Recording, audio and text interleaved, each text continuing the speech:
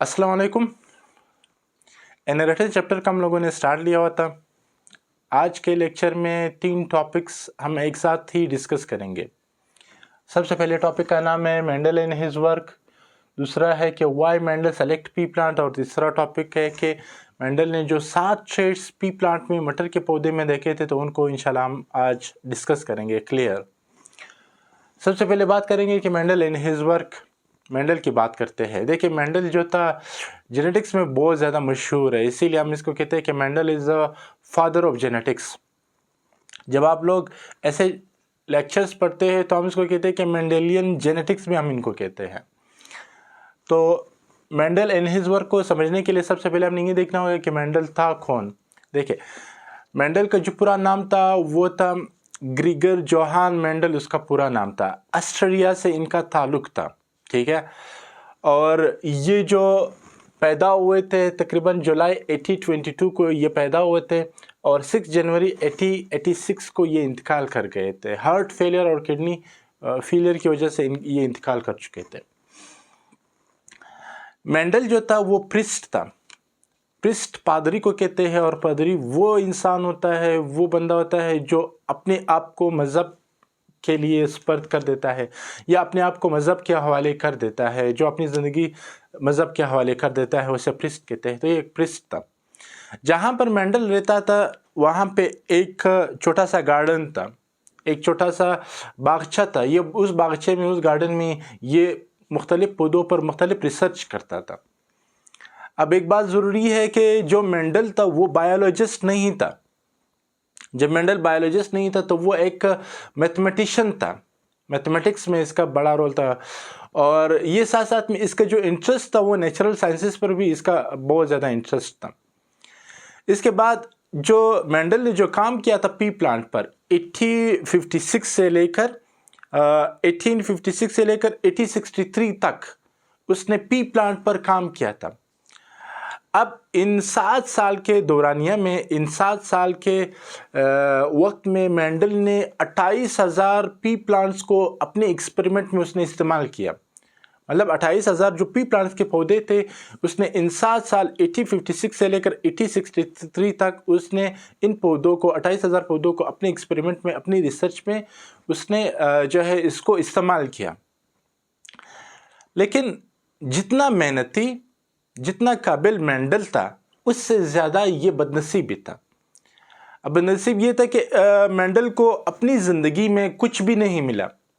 ना उसे किसी ने अप्रिशिएट किया, ना उसके काम को किसी ने सेलेक्ट किया, ना इसके काम को, इसके वर्क को, इसकी रिसर्च को किसी ने पब्लिश किया। तकरीबन 1886 में जब ये इंतकाल कर गए थे उसके 16 साल बाद भी इसके मेंडल की रिसर्च से हर कोई नावाकिफ था, उनको कुछ भी पता नहीं था। 16 साल बाद 1900 में फिर कुछ साइंसदान को मेंडल का वर्क उनके हाथ लगा। उनकी जो काम था 1900 में कुछ साइंटिस्ट को जो मेंडल का जो रिसर्च था वो उनके हाथ लगा। फिर जब उन लोगों ने मेंडल का रिसर्च पढ़ा, उनके मेंडल को काम को देखा, तो उन लोगों ने कहा कि भाई मेंडल तो ठीक कर रहा था। मेंडल जो उन लोगों ने जो रिसर्च किए थे, मेंडल ने जो रिसर्च किया था वो बिल्कुल सही था और दुरुस्त था। अब फिर सवाल यह आ रहा है कि मेंडल को काम को रिजेक्ट क्यों किया गया? क्या वजूहात थी जो मेंडल के काम को आगे जो है पब्लिश नहीं किया? तो उनके 3 बड़े मेन रीज़न थे। 3 रीज़न की वजह से मेंडल के काम को अप्रिशिएट नहीं किया गया, मेंडल के काम को जो है आगे तक पब्लिश नहीं किया गया। सबसे पहली बात ये थी कि उस दौरान, जो खासकर 1859 के दौरान, उस दौरान जो सारे साइंसदान थे वो डार्विन्स की थ्योरी में मसरूफ़ थे, डार्विन्स के वर्क में मसरूफ़ थे, जैसे कि ओरिजिन ऑफ लाइफ में वो मसरूफ़ थे डार्विन्स के। दूसरी बात ये थी कि डार्विन्स खुद मैथमेटिशियन था, लेकिन ये लोगों को बायोलॉजिकल प्रोसेस बताता था, साइंसदानों को बायोलॉजिकल प्रोसेस बताता था। तो साइंसदान ये समझ रहे थे कि एक मैथमेटिशियन कैसे हमें एक बायोलॉजिकल प्रोसेस बता सकता है। तो इस वजह से भी मेंडल के जो वर्क को रिजेक्ट किया गया था। तीसरी बात ये थी कि मेंडल जो थे वो 2 ऐसे, खासकर 2 साइंसदानों को जो किताब में कहा गया है, वो 2 साइंसदानों के पास गए थे जो फेमस साइंसदान थे। एक केर्नर और दूसरा निगेली साइंसदान उनके नाम था। तो कहा यह जा रहा था कि मैं उस वक्त बहुत सारे यंग साइंटिस्ट भी थे, तो मेंडल को यंग साइंटिस्ट के पास जाना चाहिए था, मैं भी ये उनके काम को आगे पब्लिश करते। खैर, ये जो था मेंडल का वर्क था, ठीक है। मेंडल को तो हमें आपको पता है कि हम उसे फादर ऑफ जेनेटिक्स भी कहते हैं। बहुत ज़्यादा हार्ड वर्क, मेहनती बंदा था। दूसरी बात है कि मेंडल ने पी प्लांट को क्यों चूज किया, मेंडल ने पी प्लांट को क्यों सेलेक्ट किया। मेंडल ने सिर्फ पी प्लांट को पहले सेलेक्ट नहीं किया, उसने 6 साल कई और पौधों पर उसने ज़ाया किए थे, 6 साल उसने ज़ाया किए थे, लेकिन उसे कोई क्लियर रिजल्ट नहीं मिला, कोई ना कोई कमी ज़रूर थी। लेकिन पी प्लांट में उसे सारे का सारा क्लियर रिजल्ट उसे नज़र आया, क्लियर रिजल्ट उसने देखा। पी प्लांट का जो बायोलॉजिकल नेम है वो है पायसम सटाइवम, ठीक है, ये इसका बायोलॉजिकल नेम है। पी प्लांट जो है, जितने भी मतलब आपको पी प्लांट मिलेंगे, एक तो पी प्लांट आसानी से ग्रोथ करते हैं, इजीली ये ग्रो करते हैं, ठीक है। दूसरी बात ये है कि आपको जो पी प्लांट है वो आपको हर जगह पे मिलेंगे। तो इसकी भी एक वजह यही थी कि मेंडल ने इसको सेलेक्ट किया था, इसको चूज किया था, तो ये आपको आसानी से हर जगह पे मिलेंगे। ये ऐसे नहीं कि आपको कुछ जगहों में मिलेंगे और कुछ जगहों में आपको नहीं मिलेंगे। तीसरी बात ये है कि जो पी प्लांट है ये हर्माफ्रोडाइट था। हर्माफ्रोडाइट से क्या मुराद है, हर्माफ्रोडाइट कहते हैं बाइसेक्सुअल था। बाइसेक्सुअल उसको कहते हैं कि ऐसा प्लांट जिसमें मेल रिप्रोडक्टिव पार्ट भी हो, मेल रिप्रोडक्टिव पार्ट भी हो, और साथ ही साथ में फीमेल रिप्रोडक्टिव पार्ट भी हो। तो अगर एक ही प्लांट में आपको मेल और फीमेल दोनों रिप्रोडक्टिव पार्ट मिले तो इसको हम क्या कहते हैं, हर्माफ्रोडाइट कहते हैं। जैसे आपके पास ये एक प्लांट है, इस प्लांट का अगर ये वाला पार्ट आप देखो, ये वाला पार्ट अगर आप देखो तो हम उसको कहते हैं मेल रिप्रोडक्टिव पार्ट, जिसको हम एंथर के नाम से पुकारते हैं। अगर आप इसका ये वाला पार्ट देखो इस प्लांट का, तो ये फीमेल रिप्रोडक्टिव पार्ट है, फीमेल सेक्स ऑर्गन है, जिसको हम स्टिग्मा के नाम से पहचानते हैं। इसके बाद जो पी प्लांट थे, जो मटर के, जो पायसम सटाइवम था, इसके जो लाइफ साइकिल है बहुत शॉर्ट है, इसकी ज़िंदगी बहुत मुख्तसर होती है। इसकी ज़िंदगी ऑलमोस्ट 2 मंथ तक होती है। इनकी जो ज़िंदगी होती है वो 2 महीने के आसपास होती है, 2 महीने इनकी लाइफ स्पेन होती है, इसकी ज़िंदगी बहुत मुख्तसर होती है। पी प्लांट कम वक्त में ज़्यादा सीड्स देते हैं, कम वक्त में ज़्यादा बीज देते हैं। ये बात रखना है कि प्लांट में जो सीड होते हैं वो फ्यूचर में उनसे बच्चे बनेंगे। फ्यूचर के जो बच्चे होते हैं वो दरअसल सीड्स होते हैं, तो सीड से बच्चे बनेंगे। तो कम वक्त में ज़्यादा बच्चे देते हैं या फिर कम वक्त में ज़्यादा सीड्स देते हैं। कौन से प्लांट? P plants. ये पेस्ट रेजिस्टेंस होते हैं, ये हशरात का मुकाबला करते हैं। ऐसे हशरात पेस्ट ऐसे होते हैं जो पौधों को नुकसान पहुंचाते हैं, तो ये उनसे भी हिफाजत कर सकते हैं आसानी से। जो ख़ास बात पी प्लांट में है वो सेल्फ नॉर्मली, अगर नॉर्मली देखें तो वो सेल्फ फर्टिलाइज होते हैं। पी प्लांट सेल्फ फर्टिलाइज होते हैं। अब ज़रा सेल्फ फर्टिलाइज का कंसेप्ट देखो। अगर एक प्लांट में मेल पार्ट भी मौजूद है, फीमेल पार्ट भी मौजूद है, मेल पार्ट में पॉलन्स बनते हैं, ठीक है, मेल पार्ट में क्या बनेंगे? पॉलन्स बनेंगे। जब ये पॉलन्स फीमेल पार्ट में आ जाते हैं और फीमेल पार्ट में आपको एग मिलेगा, और जब ये उस एग को फर्टिलाइज करेगा तो पॉलन का मेल पार्ट से फीमेल पार्ट में आ जाना और एग को फर्टिलाइज कर देना, तो ऐसे प्रोसेस को हम क्या कहते हैं? Self fertilization. एक ही प्लांट के अंदर सब कुछ हो रहा है, मेल पार्ट भी है और फीमेल पार्ट भी है। लेकिन इसमें कुछ और पॉसिबिलिटीज़ भी हो सकते हैं। वो पॉसिबिलिटीज़ ये है कि आप इसको क्रॉस फर्टिलाइज भी कर सकते हैं। क्रॉस फर्टिलाइजेशन भी इसमें पॉसिबल है। कैसे पॉसिबल है? अगर अब ये इसमें आपका थोड़ा सा क्या करना है, थोड़ा सा अपनी सर्जरी करनी है। सर्जरी कैसे करनी है? आप आ जाए जो एक प्लांट में आप कोई एक फीमेल पार्ट गायब कर दे या फिर आप सर्जरी के ज़रिए इनको हटा दें। एक प्लांट में आप फीमेल पार्ट हटा दें, एक प्लांट में आप मेल पार्ट हटा दें, तो होगा ये कि जो फीमेल पार्ट है इस फीमेल पार्ट से पोलन आएंगे और मेल पार्ट से, प्लांट के मेल पार्ट से पोलन आएंगे और फीमेल के पार्ट स्टिग्मा वाले पार्ट में चले जाएंगे और वहाँ से एग को फर्टिलाइज करेंगे। तो जब दो अलग अलग प्लांटों और दो अलग अलग प्लांट से एंथर से स्टिग्मा में पोलन, जो पोलन्स होते हैं वो वहाँ पे चले जाते हैं, वहाँ पे एग को फर्टिलाइज करें, तो ऐसे प्रोसेस को हम क्रॉस फर्टिलाइजेशन कहते हैं। अब यहाँ तक तो बात ही ठीक है। सबसे जो मेन बातें हैं वो ज़रा हम यहाँ पे देखते हैं।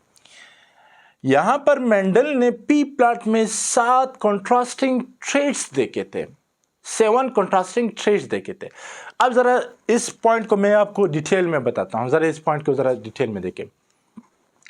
जब मेंडल पी प्लांट पर एक्सपेरिमेंट कर रहा था, जब मेंडल पी प्लांट्स पर वो एक्सपेरिमेंट कर रहा था तो मेंडल को कई ट्रेट्स मिले, मेंडल को एक साथ कई ट्रेट्स नजर आए। पी प्लांट में एक से ज्यादा कई ट्रेट्स, कई खुसूसियात मेंडल को नजर आए। पी प्लांट में, मटर के पौधे में उसे नजर आया। जो मेंडल को नजर आए थे वो 7 ट्रेट्स मेंडल को नजर आए थे, 7 ट्रेट्स पी प्लांट में उसे नजर आए थे। और जो हर ट्रेट था, जो हर खुसूसियत थी, ट्रेट मतलब खुसूसियत, जो मेंडल को 7 खुसूसियत जो उन्हें नजर आए थे, हर खुसूसियत दूसरे खुसूसियत से मुख्तलिफ था, हर ट्रेट दूसरे ट्रेट से मुख्तलिफ था। अब ये बात भी क्लियर है कि हर ट्रेट दूसरे ट्रेट से डिफरेंट था, मुख्तलिफ था। इसके बाद एक बात और ये है कि जो हर ट्रेट है, हर ट्रेट के 2 अलग अलग जो है उनके पीनोटाइप होते हैं। मतलब ये आपके पास कोई एक ट्रेट है, एक ट्रेट के 2 अलग अलग पीनोटाइप होते हैं, हर ट्रेट के 2 अलग अलग शक्लें होते हैं। हर ट्रेट के जो 2 अलग अलग शक्लें थे, जो 2 अलग अलग पीनोटाइप थे, उन 2 पीनोटाइप में से एक डोमिनेंट था, एक रिसेसिव था। इनमें से एक पीनोटाइप डोमिनेंट था और एक रिसेसिव था। तो एक पीनोटाइप आपके पास डोमिनेंट आ रहा है हर ट्रेट का, और हर ट्रेट का एक एक पीनोटाइप या फिर एक एक शक्ल, शेप आपको रिसेसिव नजर आएगा। आपको मैं पहले डोमिनेंट बताता हूं। डोमिनेंट क्या है? डोमिनेंट वो होते हैं, ऐसे जीन्स होते हैं, ऐसे जीन का जोड़ा होता है या ऐसे अलील होते हैं। अगर अलील में जो जीन खुद को एक्सप्रेस करे, खुद को शो करे, तो हम उसे डोमिनेंट कहते हैं। या फिर आप ये भी कह सकते हैं कि F1 जनरेशन में, फर्स्ट जनरेशन में जो अलील खुद को एक्सप्रेस करते हैं, जो अलील अपने ट्रेट को शो करते हैं, तो हम उसे डोमिनेंट कहते हैं। रिसेसिव इसका अपोजिट है। ऐसे खुसूसियात जो छुप जाते हैं, ऐसे खुसूसियात, ऐसे अलील जो अपनी खुसूसियात को छुपा ले, तो हम उसको रिसेसिव कहते हैं। याद रखें, इन पर हमने पहले ही टॉपिक्स डिस्कस किए हुए हैं, डोमिनेंट वगैरह पर। तो चले जरा 7 कॉन्ट्रास्टिंग ट्रेट देखते हैं। कॉन्ट्रास्टिंग का मतलब है अपोजिट, जो कि हमने यहाँ पे अपोजिट बात की, डोमिनेंट रिसेसिव के अपोजिट है। सबसे पहले प्लांट हाइट की बात करते हैं। प्लांट हाइट एक कैरेक्टर है, एक ट्रेट है, और इस ट्रेट के हमारे पास 2 अपोजिट पिनोटाइप है, 2 अपोजिट शक्लें हैं। जो प्लांट का हाइट है वो टॉल भी हो सकता है। टॉल से मुराद लंबा कद। तो प्लांट का हाइट टॉल, लंबा कद का भी हो सकता है, शॉर्ट हाइट या शॉर्ट जो वो है ड्वार्फ हाइट, तो छोटे कद का भी प्लांट हो सकता है। तो मटर के पौधे में 2 पॉसिबिलिटीज है। मटर का पौधा लंबा भी हो सकता है, छोटा भी हो सकता है, लेकिन फर्क सिर्फ इतना है कि जो टाल पी प्लांट है वो डोमिनेंट रहेगा और जो ड्वार्फ पी प्लांट है वो हमेशा रिसेसिव रहेगा। फ्लावर पोजीशन की तरफ आ जाए। फ्लावर की पोजीशन से मुराद है कि पूल का पोजीशन किधर होगा, पूल की जगह कौन सी होगी पी प्लांट में। कुछ पी प्लांट में जो फ्लावर पोजीशन है वो एक्सिलरी या फिर एक्सियल फ्लावर पोजीशन है। फ्लावर पोजीशन आपको साइडों पर मिलेगा। पी प्लांट में फ्लावर पोजीशन आपको ब्रांचेस में मिलेगा, साइडों में आपको फ्लावर मिलेगा, तो हम उसको एक्सियल पोजीशन कहते हैं। लेकिन कुछ पी प्लांट में आपको जो फ्लावर पोजीशन है वो टर्मिनल आपको कोने में मिलेगा, ये कोने में आपको फ्लावर पोजीशन मिलेगा। फिर जो है आपने याद रखना है कि जो एक्सियल पोजीशन है फ्लावर पोजीशन वो टर्मिनल पोजीशन पर डोमिनेंट है। और ये बात याद रखने कि एक्सियल टर्मिनल से मुकम्मल तौर पर मुख्तलिफ है, अपोजिट है, चेंज है। टाल ड्वार्फ और कम्प्लीटली अपोजिट है, चेंज है। तो दोनों ये जो फिनोटाइप है ये एक दूसरे से चेंज होते हैं, अपोजिट होते हैं। फ्लावर कलर, पी प्लांट में जो फूल का कलर है वो पर्पल भी हो सकता है और वाइट भी हो सकता है। पर्पल वाइट पर डोमिनेंट है, दोनों अलग अलग फूल के कलर होते हैं। प्लांट में पर्पल भी हो सकते हैं, कुछ ऐसे प्लांट है जिसमें फ्लावर कलर पर्पल होगा, कुछ में वाइट होगा, फ्लावर कलर सफ़ेद होगा। पोड शेप, पोड हम लोग कहते हैं कि आप देखिए जो मटर की जो सीड होते हैं, मटर की जो दाने होते हैं, उन मटर के दानों के ऊपर आपको ऐसे छिलके आपको नजर आएंगे, उन छिलकों को हम पोड कहते हैं।